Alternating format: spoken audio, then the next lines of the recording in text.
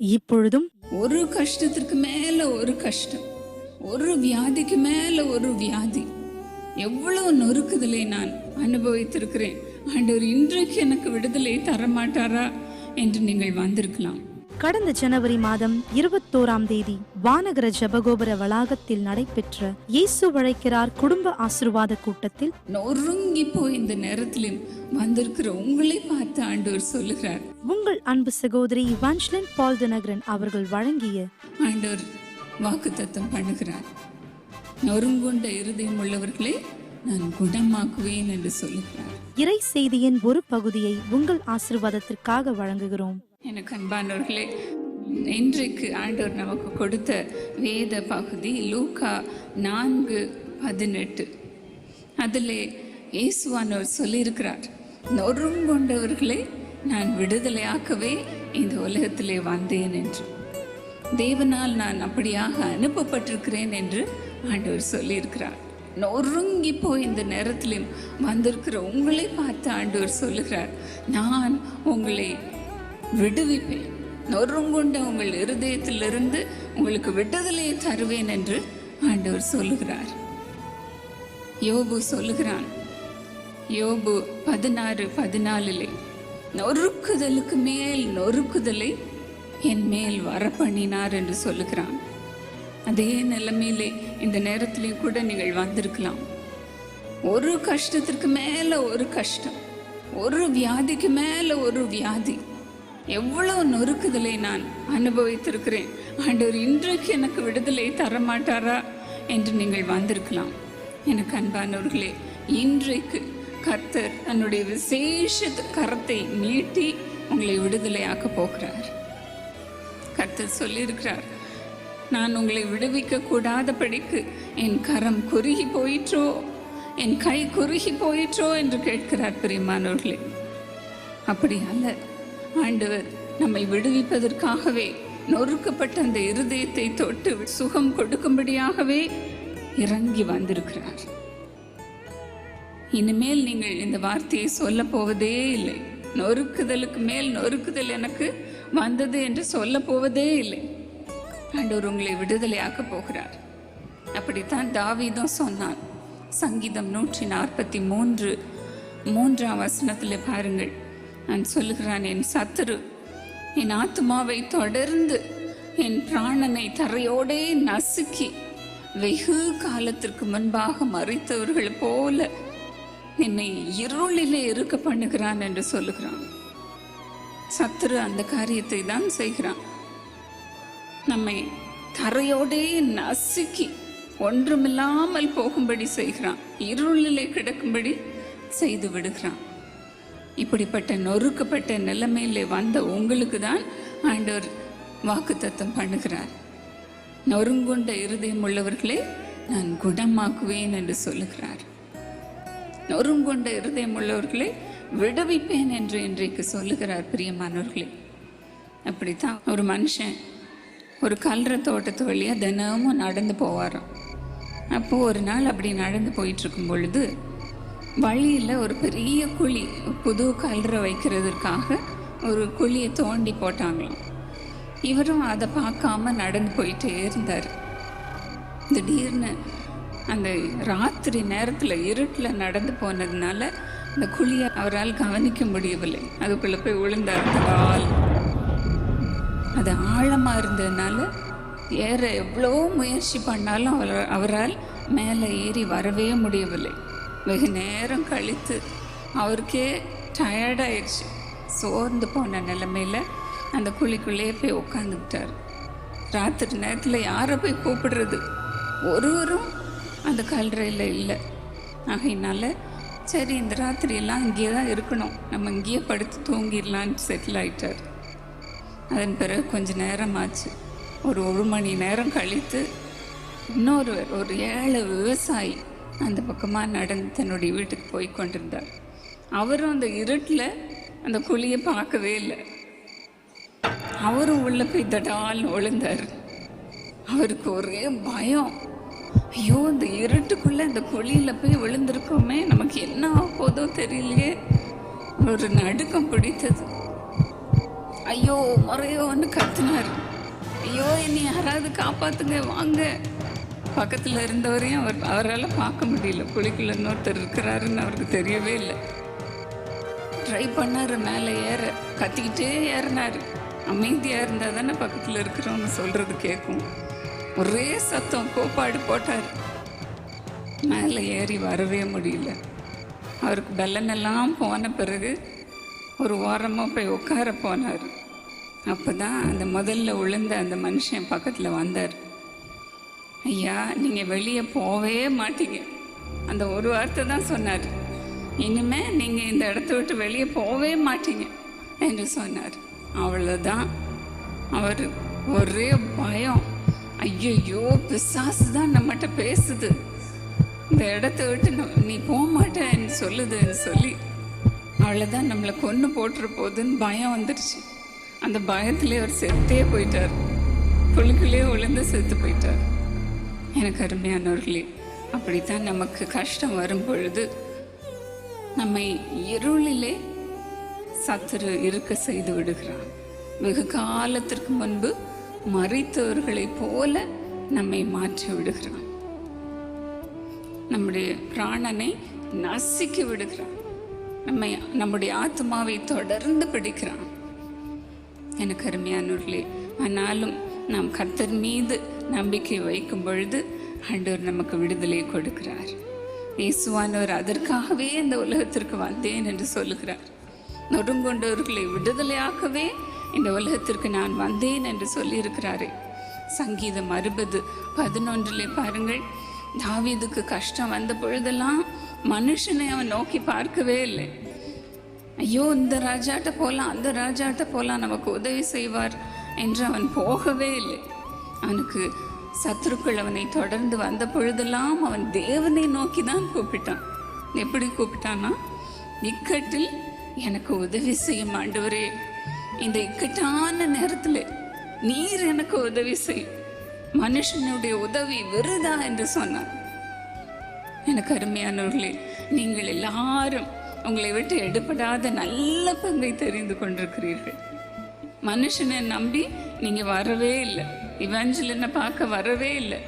யாரை பார்க்க வந்திருக்கீங்க? ஏசாமியை பார்க்க வந்திருக்கிறீங்க. கையை தூக்கி சொல்லுவோமா? ஏசு, ஏசு என்னை விடுவிப்பார், ஏசு என்னை விடுவிப்பார். எனக்கு அருமையானவர்களே, இன்றைக்கு நீங்கள் ஒவ்வொருவரும் இயேசுவானவரை பார்க்க வந்திருக்கிறீர்கள், மனுஷனை அல்ல. ஆண்டவரிடத்திலிருந்தான் நமக்கு விடுதலை உண்டு என்று நம்பி வந்திருக்கிறீர்கள் அல்லவா?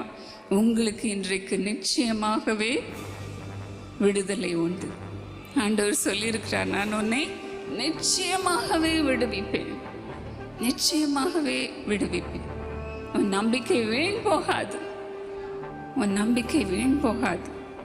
நிச்சயமாகவே முடிவு உண்டு, முடிவு உண்டு. இன்றைக்கு ஒரு முடிவை ஆண்டவர் கட்ட போகிறார். ஹல்லேலூயா, ஹல்லேலூயா. பிசாசு இந்த இடத்துல இருந்து ஓட போகிறான், உங்க வீட்டில இருந்து ஓட போகிறான். உங்களுக்குள்ள இருக்கிற பிசாசானாலும் சரி, வெளியே இருக்கிற பிசாசானாலும் சரி, ஓடி போவான். பிசாசுக்கு எதிர்த்து நெல்லுங்கள், அப்பொழுது அவன் உங்களை விட்டு ஓடி போவான், ஓடி போவான். அதற்காகவே இயேசுவானவர் இந்த உலகத்திற்கு வந்தார். பிரியமானவர்களே, சங்கீதம் 54:7 பாருங்கள். மறுபடியும் தாவீது சொல்கிறான், அநேக சத்துருக்கள் அவனை நெருக்கி வந்த பொழுது அவன் ஆண்டவரை பார்த்து இப்படித்தான் ஜெபிக்கிறான். சங்கீதம் 54:7 வாசிக்க கேட்போமா? அவர் எல்லா நெருக்கத்தையும் நீக்கி என்னை விடுவித்தார். என் கண் என் சத்துருக்களில் நீதி சரி கட்டுதலை கண்டது. எல்லா நெருக்கத்திலிருந்தும் என்னை நீக்கி என்னை விடுவித்தார். அவன் எப்போ அப்படி சொன்னான்? சவுலுக்கு பயந்துட்டு ஒரு குகையில் போய் ஒளிந்திருந்த பொழுது அந்த ஊரில் உள்ள ஜனங்களே அவனை போய் காட்டி கொடுத்தார்கள். அவர்களை பற்றி வேதம் சொல்லுகிறது சீக்கூரார் என்று. அவர்களே சவுல் இடத்துல போய் சொல்லிட்டாங்க, தாவீது இங்கே தான் இருக்கிறான், எங்கள் ஊரில் தான் ஒளிஞ்சிட்டு இருக்கான் அப்படின்னு. மனுஷர்கள் எல்லாரும் அவனை காட்டி கொடுத்து விட்டார்கள். அந்த நெருக்கத்தின் மத்தியிலே கர்த்தரை நோக்கி அவன் கூப்பிட்ட பொழுது கர்த்தர் அவனை வந்து விடுவித்தார். எவ்வளோ நல்ல ஆண்டவர் நமக்கு இருக்கிறார் பாருங்க.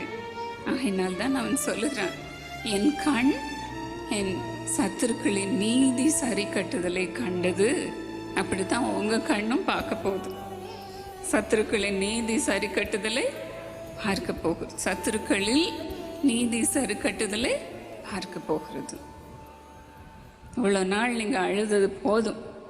இந்த வருஷத்தில் என்னுடைய கணவர் இந்த புதிய ஆண்டில் ஆண்டுடைய மகிமை உங்கள் மீது இறங்கும் என்று கர்த்தருடைய வார்த்தையை சொல்லியிருக்கிறார்கள். கர்த்தரின் மகிமையின் ஆண்டாக இது இருக்க போகிறது என்று சொல்லியிருக்கிறார்கள். ஜனங்களை இருள் மூடும், காரிருள் மூடும், பூமியை இருள் மூடும், ஆனால் கர்த்தரோ உங்கள் மேல் உதிப்பார். The Lord showed me Isaiah 62 as the foundation for this prophetical utterance for 2012. 2012 ஆண்டுக்கான தீர்க்க தரிசன வெளிப்பாட்டை ஏசாயா 60ஆம் அதிகாரம் 2ஆம் வசனத்தை ஆண்டவர் அடிப்படையாக எனக்கு காட்டினார். Here the Lord says, இங்கே ஆண்டவர் சொல்லுகின்றார், behold, the darkness shall cover the earth and deep darkness the people, but the Lord will arise over you and his glory will be seen upon you. இதோ இருள் பூமியையும் காரிருள் ஜனங்களையும் மூடும், ஆனாலும் உன்மேல் கர்த்தர் உதிப்பார், அவருடைய மகிமை உன்மேல் காணப்படும். The Holy Spirit told me பரிசுத்த ஆவியானவர் என்னோடு பேசினார். in 2012 darkness is going to come upon the earth. 2012ஆம் ஆண்டிலே பூமியை இருள் மூடும், And deep darkness is going to come upon the people of the earth. பூமியில் இருக்கிற ஜனங்கள் மீது காரிருள் மூடும். But ஆனாலும் the Lord shall rise upon his people. கர்த்தர் தம்முடைய ஜனங்கள் மீது நிச்சயமாகவே உதிப்பார். And the glory of the Lord shall come upon you. அவருடைய மகிமை உங்கள் மேல் காணப்படும். Amen. ஆமென். கர்த்தரோ உங்கள் மேல் உதிப்பார், உங்கள் மேல் உதிப்பார். ஒரு இருளையும் நம்ம இனிமே பார்க்க போகிறதே இல்லை. இவ்வளோ நாள் இருளை பார்த்தது போதும், இருளுக்குள்ள சத்துரு இருக்க வைத்தது போதும். இன்றைக்கு ஆண்டவர் விடுவிக்க போகிறார். கர்த்தர் நம் மீது உதிக்க போகிறார். அதற்காக தான் இயேசுசாமி இந்த உலகத்திற்கு வந்தார். நம்மை நொறுங்குண்ட அந்த சூழ்நிலையிலிருந்து நம்மை விடுவிக்க வந்தார். நீர் என்னோடு கூட இருக்கிறீர் சுவாமி, உமக்கு ஸ்தோத்திரம் என்று நீங்கள் ஆண்டவரை ஸ்தோத்தரித்தது போலவே உங்களை கலங்காமல் காப்பாராக, கலங்காமல் காப்பாராக. ஆண்டவர் எப்படி நம்மை திக்கற்ற நிலைமையிலிருந்து விடுவிக்கிறார், எப்படியெல்லாம் விடுவிக்கிறார் என்று நாம் இப்பொழுது பார்க்க போகிறோம். சங்கீதம் 147:3 வாசிக்க கேட்போமா? சங்கீதம் 147:3. இருதயம் நொறுங்குண்டவர்களை குணமாக்குகிறார், அவர்களுடைய காயங்களை கட்டுகிறார். இருதயம் நொறுங்குண்டவர்களை குணமாக்கவே நான் இந்த உலகத்திற்கு வந்தேன் என்று ஆண்டவர் சொல்கிறார். எப்படி அவர் நம்மை குணமாக்குகிறார்? மத்தேயு 9:12 இயேசுவானவரே சொல்லியிருக்கிறார், பிணியாளிகளுக்கு வைத்தியன் வேண்டியது அல்லாமல் சுகமுள்ளவர்களுக்கு வேண்டியதில்லை. நான் பிணியாளிகளுக்காக தான் இந்த உலகத்திற்கு வந்தேன், சுகமுள்ளவர்களுக்கு அல்ல. குணமாக்குவேன் என்று ஆண்டவர் சொல்லியிருக்கிறாரே, எப்படிப்பட்ட குணத்தை, சுகத்தை நமக்கு தருகிறாராம்? ஏசாயா 57:15 நாம் பார்க்கும் பொழுது வேதம் சொல்லுகிறது, நொறுங்கினவர்களின் இருதயத்தை உயிர்ப்பிக்கிறதற்கும் நொறுங்கொண்டு பணிந்த ஆவியுள்ளவர்களிடத்தில் நான் வாசம் பண்ணுகிறேன். நொறுங்குண்ட இருதயம் உள்ளவர்களுக்கு நான் உயிர்ப்பிக்கிற என்னுடைய ஆவியை கொடுக்கிறேன் என்று சொல்லுகிறார். நான் அவர்களை உயிர்ப்பிக்கிறேன் என்று சொல்லுகிறார். இன்னமாக அவர்களிடத்திலே, அப்படிப்பட்டவர்களிடத்தில் தான் நான் வாசம் பண்ணுகிறேன் என்றும் சொல்லுகிறார். வேதம் சொல்லுகிறது, நொறுங்குண்டதும் நறுங்குண்டதுமான ஆவியை நீர் புறக்கணீர் என்று. அப்படிப்பட்ட இருதயம் உள்ளவர்களை ஆண்டவர் வெறுக்கவே மாட்டார், தம்முடைய முகத்தை அவர் மறைக்கவே மாட்டார். நாம் கூப்பிடும் பொழுது அந்த உபத்திரவப்பட்டவனுடைய உபத்திரவத்தை ஆண்டவர் அற்பமாக எண்ணாதபடி உடனே நமக்கு பதிலை கொடுக்கிறார். அந்த ஜெபத்தை ஆண்டவர் உடனே கேட்கிறார். அதுதான் ஆண்டவரத்திலிருந்து வருகிற சுகம், பிரியமானவர்களே. அப்படிப்பட்டவர்கள் இருதயத்தில் தான் ஆண்டவர் சொல்லுகிறார், நான் வந்து வாசம் பண்ணுவேன் என்று சொல்லுகிறார். எவ்வளோ அருமையான ஆண்டவர் பாருங்க. இந்த உலகத்தில் நம்ம கஷ்டப்படும் பொழுது நம்மை சுற்றி இருக்கிறவர்கள் எல்லாரும் நம்மை விட்டு விலகி போய் விடுவார்கள். பணம் இருக்கிற வரைக்கும் நம்மகிட்ட எல்லாரும் வருவாங்க, செல்வம் இருக்கிற வரைக்கும், ஆசீர்வாதம் இருக்கிற வரைக்கும் நம்மகிட்ட எல்லாம் இருப்பாங்க. ஆனால் நம்ம ஒன்றுமில்லாத நிலைமையில் இருக்கும் பொழுது ஜனங்கள் எல்லாம் நம்மை விட்டு ஓடி போய் விடுகிறார்கள். ஆனால் ஆண்டவர் தலைகீழாக சொல்கிறார். என்ன சொல்கிறார்? நொறுங்குண்ட பணிந்த ஆவி உள்ளவரிடத்தில் நான் வாசம் பண்ணுகிறேன் என்று சொல்லுகிறார். எங்களுடைய அப்பா சகோதரர் தினகரன் அவர்கள் ஒரு பாட்டு பாடுவாங்க. என்ன சுகம், ஆஹா என்ன சுகம், என் ரட்சகரின் சமூகம் பேரானந்தம், பரமானந்த மோட்ச சுகானந்தம். அதை பெற்று அனுபவித்தால் என்ன சுகம். ஆண்டவர் நமக்குள் வந்து தங்கும் பொழுது அப்படிப்பட்ட சுகத்தை தான் தருகிறார். நம்ம அதை பாடிக்கிட்டே இருக்கலாம். என்ன சுகம், என்ன சுகம். அவருடைய சமூகம் பேரானந்தம் என்று பாடிக்கொண்டே இருக்கலாம். அப்படிப்பட்ட சந்தோஷத்தை தருவதற்காகவே அந்த நொறுங்குண்ட இருதயத்தில் வந்து அவர் உட்காருகிறார், அங்கு வந்து வாசம் பண்ணுகிறார். எனக்கு அருமையானவர்களே, அப்படி வாசம் பண்ணி நம்மை உயிர்ப்பிக்கிற தேவனாக நம்மோடு கூட இருக்கிறார். எனக்கு அருமையானவர்களே, இப்பொழுதும் ஆண்டுடைய வல்லமை இந்த நேரத்தில் இருக்கிறபடினாலே நாமும் கூட நம்ம எல்லாம் கண்களை மூடி அப்படியே நின்று கொண்டு ஆண்டவரிடத்தில் கேட்போமா, முறையிடுவோமா? ஆண்டவரே உமக்கு ஸ்தோத்திரம், ஸ்தோத்திரம் அப்பா. அப்பா, நீர் எவ்வளவு நல்லவராக இருக்கிறீர் சுவாமி, எவ்வளவு நன்மைகளை செய்திருக்கிறீர் சுவாமி. ஆண்டவரே, நாங்கள் எல்லாரும் அதை கேட்டோமே. நீர் இன்றைக்கும் அற்புதங்களை செய்கிறவராக எங்கள் மத்தியில் இருக்கிறீரப்பா. நான் ரட்சிக்க கூடாதபடிக்கு என் கை குறுகிற்றோ என்று கேட்டீரே அப்பா. உங்களுடைய கை குறுகவே இல்லை சுவாமி. இப்படி கரத்தை நீட்டுவீராக. அதே கரத்தை நீட்டி உமது பிள்ளைகளை ஆசீர்வதியும் சுவாமி, ஆசீர்வதியும் அப்பா, ஆசீர்வதியும் சுவாமி. பரிசுத்த ஆவியானவரே, இப்பொழுது இறங்குவீராக, இறங்குவீராக, இறங்குவீராக. நொறுங்குண்டவர்களுக்கு நீர் சமீபமாக இருக்கிறீர் சுவாமி. நொறுங்குண்ட இருதயம் உள்ளவர்களுக்கு நீர் சமீபமாக இருக்கிறீர் அப்பா. ஒவ்வொரு நொறுங்கி போயிருக்கிற இருதயத்திற்குள்ளும் இப்பொழுது பரிசுத்த ஆவியை ஊற்றுவீராக, ஊற்றுவீராக. இந்த நேரத்திலே ஆண்டவரே உமக்கு ஸ்தோத்திரம் என்று சொல்லுங்கள்.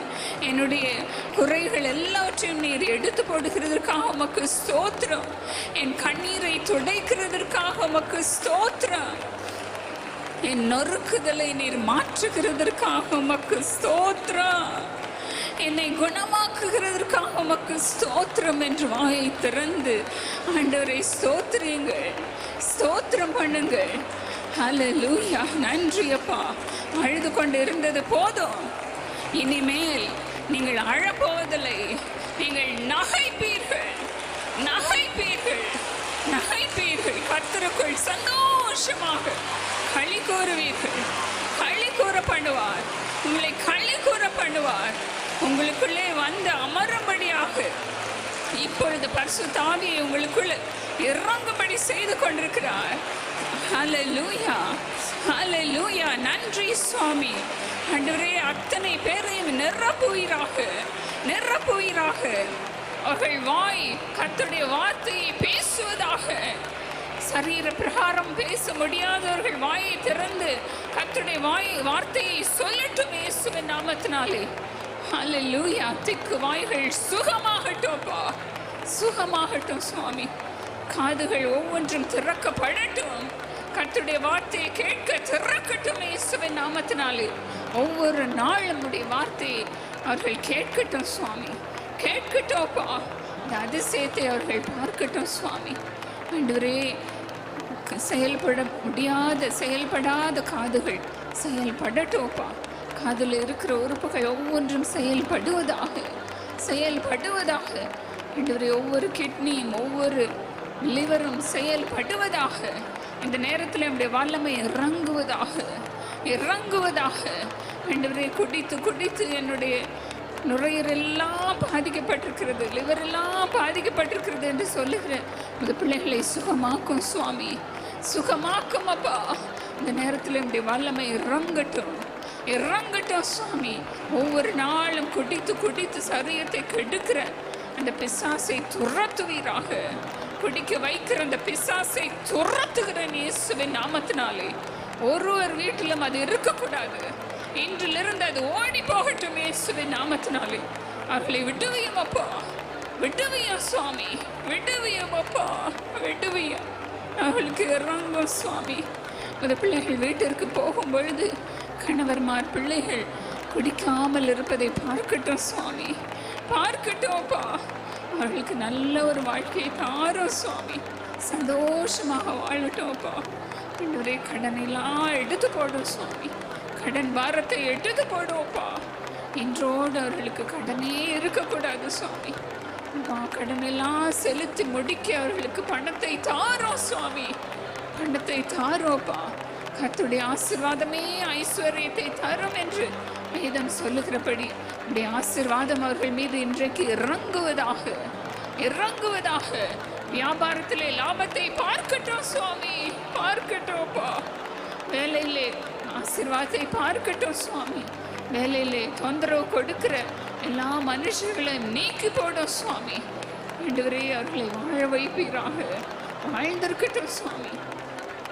ஆண்டவரே, துணைக்காக ஜெபித்து வந்திருக்கிற வாலிப பிள்ளைகளை இந்த நாளிலே ஆசீர்வதிப்பீராக. ஒவ்வொரு தலையின் மீது உடைய கரம் இறங்கட்டும்ப்பா. அப்படிப்பட்டவர்கள் மீது உடைய கரம் இப்பொழுது இறங்கி ஆசீர்வதிக்கட்டும் சுவாமி. அன்பு பிள்ளைகளை ஆசீர்வதித்து திருமண வாழ்க்கையிலே அவர்களை இணைப்பீராக. ஆண்டவரே, எங்களோடு கூட நீர் வந்து ஆசீர்வதித்ததற்காக உமக்கு ஸ்தோத்திரம் அப்பா. ஆண்டவரே, திக்கற்ற அந்த இருதயத்திலே, ஒடுங்கி இருக்கிற அந்த இருதயத்திலே நான் வந்து வாசம் பண்ணுவேன் என்று சொல்லியிருக்கிறேன் சுவாமி. அப்படியே நீர் வாசம் பண்ணி இருக்கிறதற்காக உமக்கு ஸ்தோத்திரம். இயேசுவின் நாமத்தில் பிதாவே, ஆமென். நான் ரொம்ப பலவீனமாக வந்தேன். பிசாசி தொல்லையினால எங்களுக்கு குடும்பத்திலேயும் ரொம்ப தொந்தரவு, சரீரத்திலையும் பிசாசி எனக்கு ரொம்ப வேதனை கொடுத்தான். இப்போ இங்கே வந்து ஜெபம் பண்ணும்போது கூட பிசாசி ரொம்ப தொல்லைத்தான். இப்போ அம்மா ஜெபிக்கும் போது எனக்கு நல்ல பரிசுத்தாவில் நிரப்பி இப்பொழுது பரிசுத்த ஆவியை உங்களுக்குள்ள இறங்கும்படி செய்து கொண்டிருக்கிறார். ஹல்லேலூயா, ஹல்லேலூயா. நன்றி சுவாமி. ஆண்டவரே, அத்தனை பேரையும் நிரப்புவீராக. என் சரீரத்தில் ஒரு பெரிய மாற்றத்தை காணப்படுது. அதுக்காக கர்த்தருடைய நாமத்தை சோத்திரம். 18ஆம் தேதி என் பாப்பாவுக்கு ஃபிக்ஸ் வந்து கண்ணெல்லாம் அப்படியே நின்று போயிடுச்சு, மூச்சு கூட இல்லை. ஆனாலும் என் தேவனாய் கர்த்தர் என்னை சர்ச்சுக்கு வர வச்சாரு. இந்த சர்ச்சுக்கு நான் வரணும்னு நினைச்சேன். ஆனாலும் வந்து நான் சாட்சி குழந்தை கையிலே கிடைக்காதுன்னு நினைச்சேன்.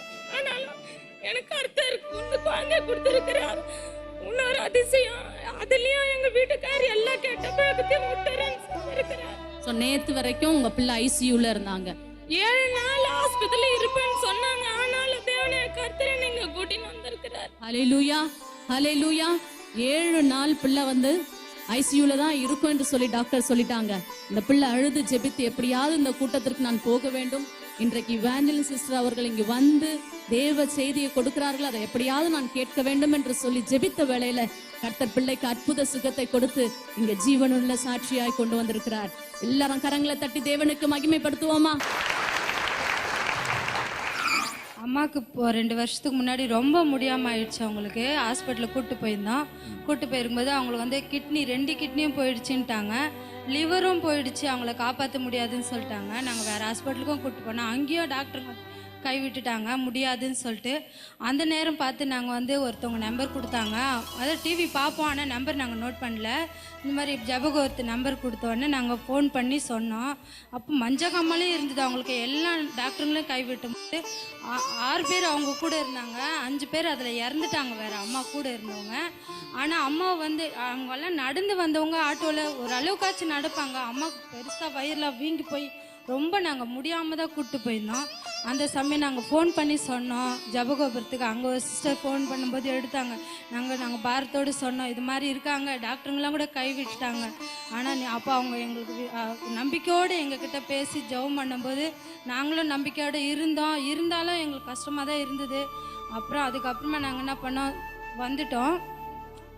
அவங்க வரும்போது முடியாமல் கூப்பிட்டு தான் வந்துட்டோம் வீட்டுக்கு. அப்படியே ஒல்லியாக இருந்தாங்க, ரொம்ப ஒல்லியாயிட்டாங்க. பல்லு தான் இருந்தது, கண்ணும் பல்ல தான் இருந்தது. அவங்களுக்கு ரொம்ப கஷ்டமாக இருந்தது. எங்களுக்கே பயமாக இருக்கும் அவங்கள பார்க்கறதுக்கு.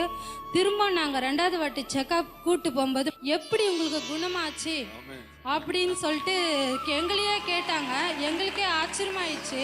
அப்புறம் நான் திரும்ப ஃபோன் பண்ணி நான் சொன்னேன், ஒரு நாளைக்கு சாட்சி சொல்லணுன்ட்டு. இன்னைக்கு தான் அந்த வாய்ப்பு கிடைச்சதுக்கு ஆண்டவர் கொடாக்குடி நன்றி. மகள் சொன்னதெல்லாம் சரியா? சோத்திரம் ஆண்டவருக்கு கொடான கொடி சோத்திரம். 3 மாசம் கஷ்டப்பட்டீங்க. கஷ்டப்பட்டேன். மருத்துவமனையில் எத்தனை நாள் இருந்தீங்க? எனக்கு நனவு இல்லை. 1 மாசம் நனவே இல்லை. நனவே இல்லை. பாருங்க, இப்ப நல்லா இருக்கிறீங்களா? நல்லா இருக்கேன். யாரு செய்ததுமா? ஏசப்பா ஆண்டவர் சொல்லுங்க. 2005 இருந்து என்னுடைய முட்டி தேஞ்சிட்டு இருக்கு. அப்போ டாக்டர் சொல்லிட்டாங்க, நீ 1.5 லட்சம் ரூபாய் கொடுத்தா நான் உனக்கு ஆப்ரேஷன் பண்ணால் அது சரியாகுது.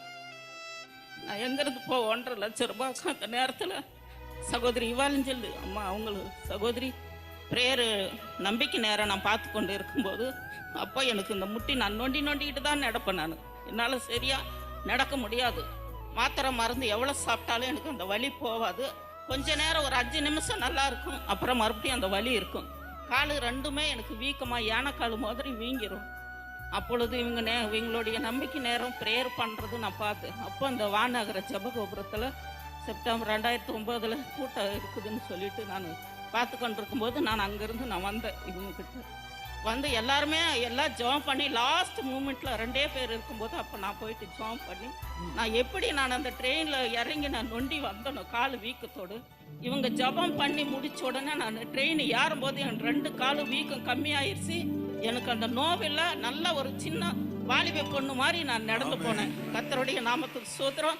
கர்த்தரை எனக்கு இந்த அற்புதத்தை செய்ததுக்கு அவருடைய நாமத்துக்கு சோத்திரம். எனக்காக ஜெபித்த சகோதரி இவாலஞ்சல் சகோதரிக்கு என்னுடைய நன்றியை கர்த்தருக்கு சோத்திரம் சொல்லி நல்லா நடக்க பாப்போம். அப்பா நடக்க சொன்னா ஓடுறாங்க பாருங்க. ஹல்லேலூயா. வாலிப பிள்ளை தான். ரைட், எல்லாரும் கை தட்டுங்க பாருங்களா.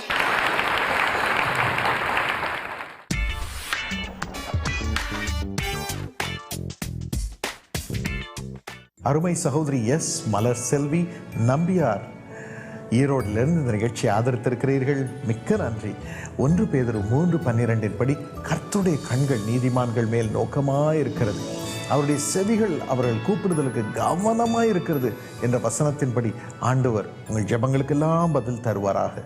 ஏசப்பா, எங்கள் சகோதரியை ஆசீர்வாதத்தினால் நிரப்பி உமது அபிஷேகத்தை பெருகச் செய்யும். அப்படியே அம்மா மிஸ்ஸஸ் பால் மணி அவர்களுக்கும் எல்லா பலவீன ஆவியும் அவர்களை நீக்கி சுகத்தை தார ராஜா. லிவருக்கு புது ஜீவன் இறங்கும்படி செய்யும். நிமோனியா, பிரீதிங் ப்ராப்ளம் எல்லாம் மறையட்ட சாம். ஆண்டவனே, சகோதரர் தேவசகாயத்துடைய பிசிஇ படிப்பை ஆசீர்வதிய சுவாமி.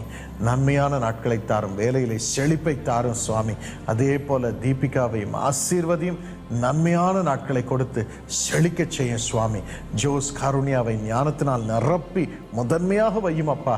பிள்ளையை பாக்கியத்தினால் நிரப்பி கனம் பண்ணும் இயேசுவின் நாமத்தில் ஆமென். அன்பானவர்களே, கோவை பெதஸ்தாவில் டாக்டர் பால் தினகரன் அவர்கள் உங்களுக்கென்று தேவ செய்தி வழங்கி பிரார்த்தனை ஏறெடுக்கும் சிறப்பு ஆசீர்வாத கூட்டம். எதிர்காலத்தை குறித்து எனக்கு நம்பிக்கையே இல்லை என்று அழுது கொண்டு வந்திருக்கும் உங்கள் கண்ணீரை இன்று துடைப்பார். பிப்ரவரி 19ஆம் தேதி பிற்பகல் 2 மணிக்கு கோவை காருண்யா நகர் வளாகத்தில் உள்ள பெதஸ்தா கலையரங்கத்தில் டாக்டர் பால் தினகரன் உங்களுடன் இணைந்து உங்கள் தேவைகளுக்காக இறைவன் இயேசுவிடம் பிரார்த்தனை ஏறெடுக்கிறார். பெதஸ்தாவில் நடைபெறும் இந்த ஜெப கூட்டத்திலே விசேஷித்த காரியம், கர்த்தர் உங்கள் கண்ணீரை எல்லாம் உங்கள் முகங்களில் இருந்து இப்பொழுது துடைக்க போகிறார். நீங்கள் யாவரும் உங்கள் குடும்பமாய் உற்றார் உறவினர் மற்றும் நண்பர்களை அழைத்து வந்து டாக்டர் பால் தினகரன் அவர்கள் ஏறெடுக்கும் பிரார்த்தனையில் கலந்து கொண்டு இறைவன் இயேசுவிடமிருந்து அற்புதங்களையும் ஆசீர்வாதங்களையும் பெற்றுச் செல்லுங்கள். காலமே தேவ